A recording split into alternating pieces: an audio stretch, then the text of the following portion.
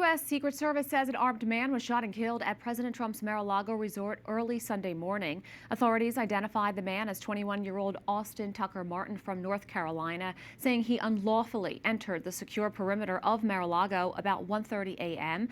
The president and first lady were at the White House at the time of the incident. Martin was reportedly carrying a shotgun and a fuel can. According to officials, he worked as a golf course groundskeeper and sold illustrations of golf courses.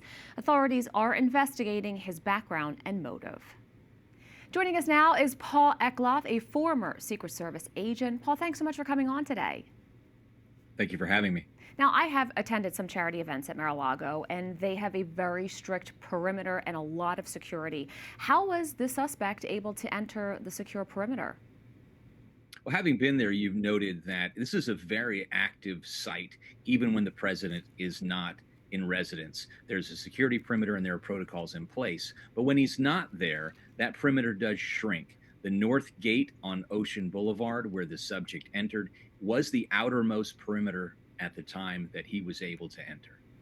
Now, what are some of the protective layers and advanced planning usually that do exist in Palm Beach to prevent anyone from getting close enough to prompt this kind of a confrontation? There are certainly a number of layers. When the president's not there, he only breached the outermost of those layers and was immediately neutralized. But there are overt and covert assets, whether that's physical presence, signage, Palm Beach County Sheriff's Office, Police Department, Secret Service.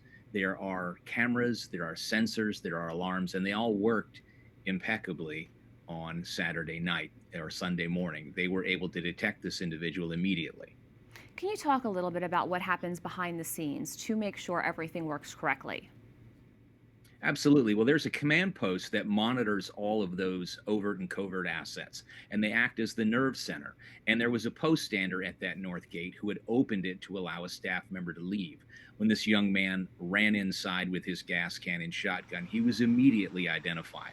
And there is a communications chain that is activated, a protective intelligence response team, and an interdiction team that immediately goes to that location to confront the person who has entered the facility. Notifications are made, but it all happens simultaneously. And the local police is involved in that communications chain as well. Now, this is the third attempt on President Trump's life since he was a candidate in 2024. Has there been any other presidents with this many close calls?